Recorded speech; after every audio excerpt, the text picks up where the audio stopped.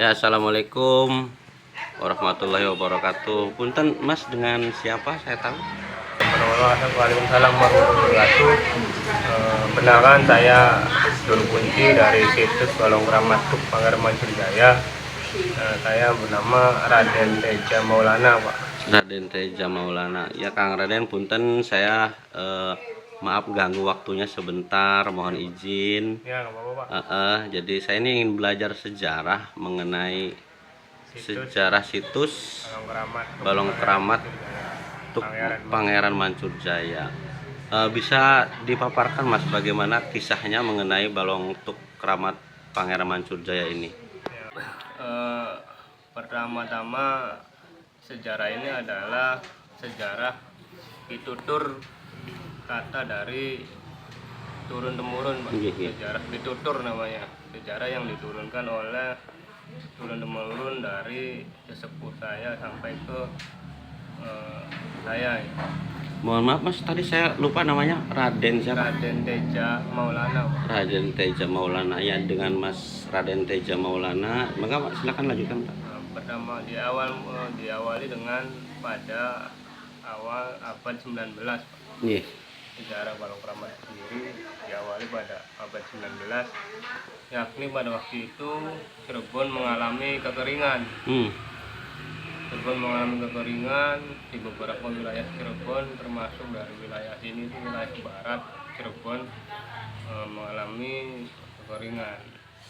Pada waktu itu inisiatif dari Kesultanan Cirebon atau yang sekarangnya Keraton Kasepuhan itu, yang dulunya bernama Keraton Makawati, mengutus salah satu pangerannya atau 3 pangeran, Mbak, diutus dari Kesultanan Cirebon, yaitu yang pertama bernama Pangeran Mansur Jaya, yang kedua Pangeran Jakatawa, dan yang ketiga Pangeran Mateng Jimat.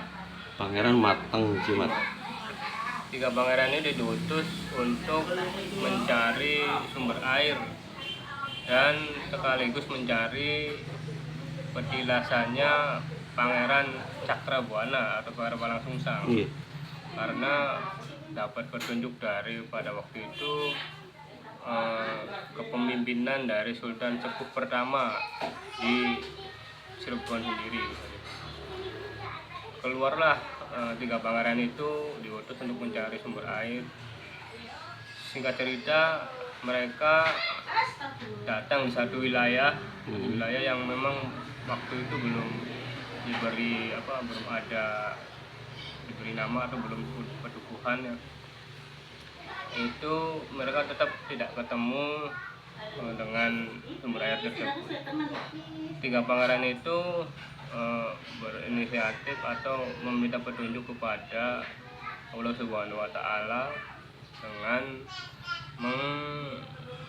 mencoba atau ingin sholat hajat pada bertafakur lah gitu ya, bertafakur 9 pagi, karena memang tidak adanya air untuk berwudu pada waktu itu. Salah satu pangeran tersebut menancapkan atau mengetukkan salah satu senjatanya atau tongkat tuk. Nah, dari tancreban itu berbunyi tuk. Tuk itu adalah awal mula disebut termasuk sejarah dari desa Tuk sendiri. Desa Tuk. Berarti ini masuknya desanya Desa Tuk ya, Kang Raden? Kalau ini masuknya Desa Kertawinangun. Desa Kertawinangun. Kalau tapi untuk kaitan sejarahnya memang kaitan dengan Desa Tuk. Untuk wilayahnya masuk Desa Kertawinangun.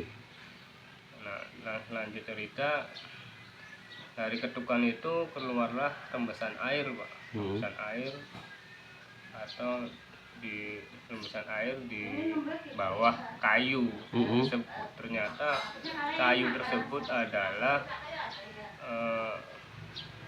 petilasannya Pangeran Cakrabuana sendiri. Jadi Pangeran Cakrabuana itu pernah bersinggah di sini sebelum berangkat ke Gunung Cangak, yang ada di Talun itu. Gunung Cangak, iya. Ternyata kubangan air tersebut semakin membesar dan semakin menjadi kubangan air atau biasa disebut orang sini itu belik tuh, Pak. Belik itu semacam Ya, kubangan. sumber air lah, sumber air yang menggenang Nah, itu gitu. menjadi sebuah kubangan gitu ya Kang Raden. Dimanfaatkanlah dari salah satu Pak Tiga Pangeran itu, apabila ada yang meminta air di sini, syaratnya itu dengan membaca kalimat syahadat. Masya Allah. Jadi secara tidak langsung air ini adalah sebagai media penyebaran agama Islam di wilayah sekitar sini. Jadi istilahnya sarana syiar Islam pada waktu itu ya. Ya, memang dengan memanfaatkan air. Iya, iya. Dan air ini mempunyai pada waktu itu mempunyai karomah berbagai macam, yang diyakini yaitu dengan bisa mengobati beberapa macam penyakit kulit dan lain sebagainya. Setelah itu air tersebut dimanfaatkan oleh wilayah Cirebon sendiri dengan cara menyalurkan saluran ke wilayah keraton sendiri. Dan selain itu dimanfaatkan oleh masyarakat sekitar sini. Dan inisiatif dari masyarakat sekitar sini yaitu memberi nama balong ini dengan salah satu nama pangeran yang 3 tadi. Ya, dengan nama Mancur Jaya itu. Sendiri. Nah, untuk kegiatan-kegiatan yang terus dilestarikan, setiap tahun kita mengadakan acara Maulid Nabi. Karena memang ditemukannya itu pada bulan Maulid. Pas bulan Maulid itu ya. Bulan Maulid tersebut. Dan terus dilaksanakan sampai sekarang dengan acara adat istiadat atau kegiatan budaya dan lain sebagainya. Seperti pengangkatan kayu mati tersebut, kayu berbatang dengan menggantikan kain kafannya. Itu dilapisi kain kafan, Pak. Kayu yang sekarang tenggelam itu. Nah, itu Jadi itu setiap tahun tuh diganti kainnya, Pak. diganti dengan bertujuan merawat dan menjaga dari peninggalan tersebut, dan agar bahwasanya memang masih ada berupa peninggalan dari Pangeran Cakrabuana. Berarti kayu itu sih merupakan peninggalan Pangeran Cakrabuana ya, Kang? Benar. Tapi yang menemukannya 3 pangeran tadi. Iya.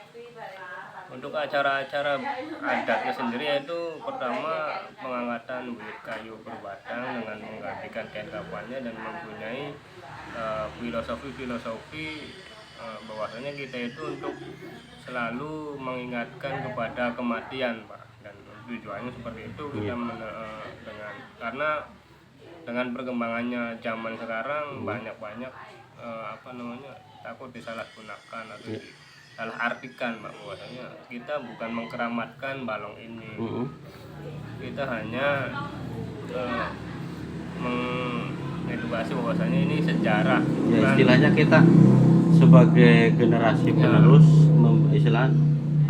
merawat ya, Mas ya. Merawat, melestarikan gitu, agar istilahnya napaktilah sejarah ini tidak hilang, karena itu adalah salah satu identitas bangsa Indonesia gitu ya. Benar, Pak.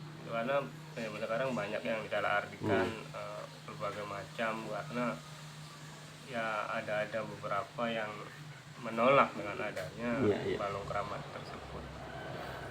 Dan, mungkin itu saja dari saya untuk sejarah singkatnya, Pak, dari situs Balong Keramat Pangeran Mancur Jaya. Sekian dan terima kasih, Pak. Ya. Atur nuwun Kang Raden sinten? Teja, Kang Raden Teja Maulana gitu. Dan itu sahabat, Kang Raden Teja Maulana ini salah seorang beliau adalah juru rawat ya, atau juru kunci di situs Keramat Mancur Jaya.